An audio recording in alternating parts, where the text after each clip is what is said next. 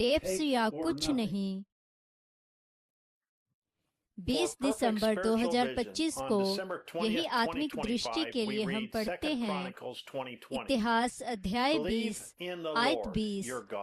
अपने परमेश्वर यहोवा पर विश्वास करो तो तुम स्थिर रहोगे, उसके भविष्यवक्ताओं पर विश्वास करो तो तुम सफल होगे। और यीशु ने लूका 24:25 में आज्ञा न मानने वाले मूर्खों को चेतावनी दी कि भविष्यवक्ताओं ने जो कुछ कहा है उस सब पर विश्वास करो। अब जेफरसनविले इंडियाना में ब्राह्नम टैबरनेकल से उकाब एक साथ इकट्ठा हो रहे पत्र। प्यारे प्रियजनों, परमेश्वर नहीं बदलता, उसका वचन नहीं बदलता, उसकी योजना नहीं बदलती और उसकी दुल्हन नहीं बदलती। हम वचन के साथ बने रहेंगे। यह हमारे लिए जीवन से भी बढ़कर है। यह जीवन के जल का सोता है। हमें सिर्फ एक ही कार्यादेश करने के लिए दिया गया है, वह है वचन को सुनना, जो परमेश्वर की परिमाणित आवाज है जिसे रिकॉर्ड करके और टेप पर रखा गया है। हम सिर्फ एक ही चीज को देखते हैं, ना ही कोई मत सिद्धांत, ना ही लोगों का कोई झुंड। हम यीशु के अलावा कुछ नहीं देखते और वह हमारे दिनों में देधारी वचन है। परमेश्वर हमारी छावनी में है और हम महिमा के रास्ते पर हैं, जिसका नेतृत्व अग्नि का खंभा कर रहा है, जो मलाकी 4 के अपने परिमाणित भविष्यवक्ता के जरिए से स्वयं परमेश्वर बोल रहा है। हम वह छिपा हुआ मन्ना खा रहे हैं, जीवन का जल जिसे केवल दुल्हन ही पी सकती है। परमेश्वर अपने तरीकों को नहीं बदलता और ना ही शैतान अपने तरीकों को बदलता है। उसने 2000 वर्ष पहले जो किया था वही आज भी कर रहा है। इसके अतिरिक्त वह और अधिक चालाक हो गया है। अब 400 वर्ष के बाद परमेश्वर एक दिन उनके बीच चला। वचन के अनुसार उसे देहधारी होकर उनके बीच होना था। उसका नाम परामर्शदाता, शांति का राजकुमार, सामर्थी परमेश्वर, सनातन का पिता बुलाया जाएगा। और जब वह लोगों के बीच आया तो उन्होंने कहा, हम इस मनुष्य को अपने ऊपर राज नहीं करने देंगे। वचन के अनुसार मनुष्य का पुत्र एक बार फिर से आकर और रहेगा और मनुष्य की देह में खुद को प्रकट करेगा। और उसने ऐसा ही किया और वे उसी बात को कह रहे हैं। निश्चय ही वे संदेश का हवाला देते हैं और प्रचार करते हैं, लेकिन वे उस मनुष्य को अपने ऊपर राज नहीं करने देते हैं। बिल्कुल ठीक यही हो रहा है और जैसा तब था वैसा ही अभी है। बाइबल ने कहा कि लौदीकियन कलीसिया उसे बाहर कर देगी और वह खटखटाता रहा था, अंदर आने की कोशिश कर रहा था।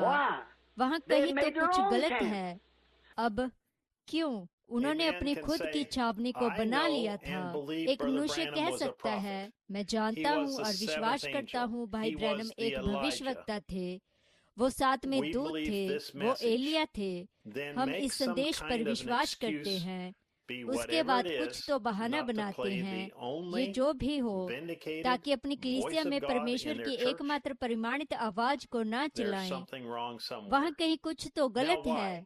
अब क्यों? उन्होंने अपनी खुद की छावनी बना ली है।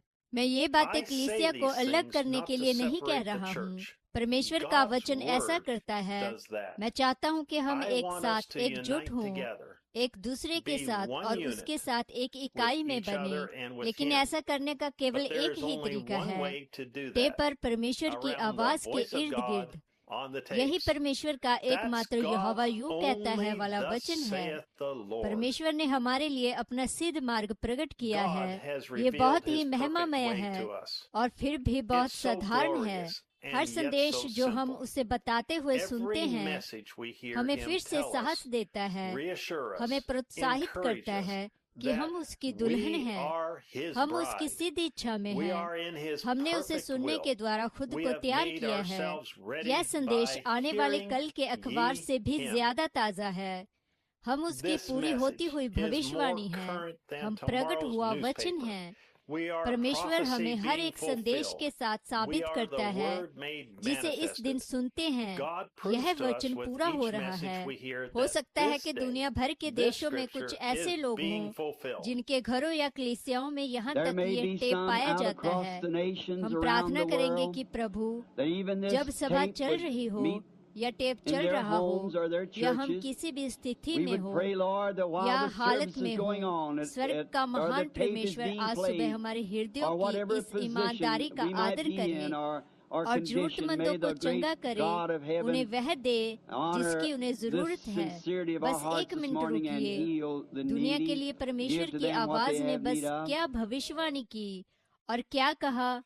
लोग अपने घरों या कलीसियाओं में टेप चला रहे होंगे, लेकिन हमारी आलोचना और निंदा की जाती है यह कहकर कि हम घरेलू टेप कलीसिया नहीं हो सकते। भाई ब्रैनम ने कभी नहीं कहा कि अपने कलीसियाओं में टेप चलाएं। परमेश्वर की महिमा हो। इसे सुनो, इसे पढ़ो। ये यहोवा यूं कहता है वाला वचन है, और ना केवल उसने यह कहा बल्कि अपने घरों और कलीसियाओं में टेप चलाने के द्वारा स्वर्ग का महान परमेश्वर हमारे हृदयों की ईमानदारी का आदर करेगा और जरूरतमंदों को चंगा करेगा और हमें वह सब कुछ देगा जिसकी हमें जरूरत है। यह एक परिच्छेद साबित करता है कि लोग उनके पास्टर की सुन रहे हैं और वे वचन को नहीं सुन रहे हैं। नहीं तो वे उन्हें चुनौती देते और वचन से उन्हें साबित करते कि हम उसकी सीधी इच्छा में हैं, और ये उसकी सीधी इच्छा है कि उनकी कलीसियाओं में टेप चलाए जाए। मैं वचन को गलत जगह नहीं रख रहा हूँ या गलत तरीके से हवाला नहीं दे रहा हूँ, जैसा कि बहुत से लोग कहते हैं कि मैं करता हूँ। इसे खुद सुने और पढ़ें।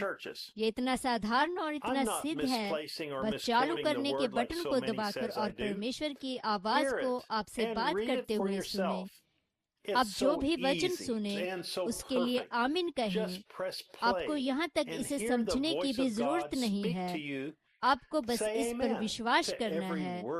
मैं छावनी के बिना जाना चाहता हूँ। कोई फर्क नहीं पड़ता मुझे कुछ भी कीमत चुकाने पड़े। मैं अपना क्रूस उठाऊंगा और हर दिन इसे सहन करूंगा। मैं छावनी से पार जाऊंगा। कोई फर्क नहीं पड़ता लोग मेरे बारे में कुछ भी कहें। मैं छावनी के बाहर उसका अनुसरण करना चाहता हूँ। मैं जाने के लिए तैयार हूँ। आइए और इस रविवार को दोपहर 12 बजे जेफरसन विलेज समय के अनुसार हमारे साथ परमेश्वर के वचन में धबनी रोध के उस पार जाएं। यह असीमित है कि परमेश्वर उस मनुष्य के साथ क्या कर सकता है और क्या करेगा जो मनुष्य की छावनी के उस ओर जाने के लिए तैयार है। भाई जोसेफ ब्रैनम, संदेश 6407-19E।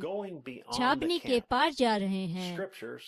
वचन इब्रानियों अध्याय 13 आयत 10 से 14, मत्ती अध्याय 17 आयत 4 से 8।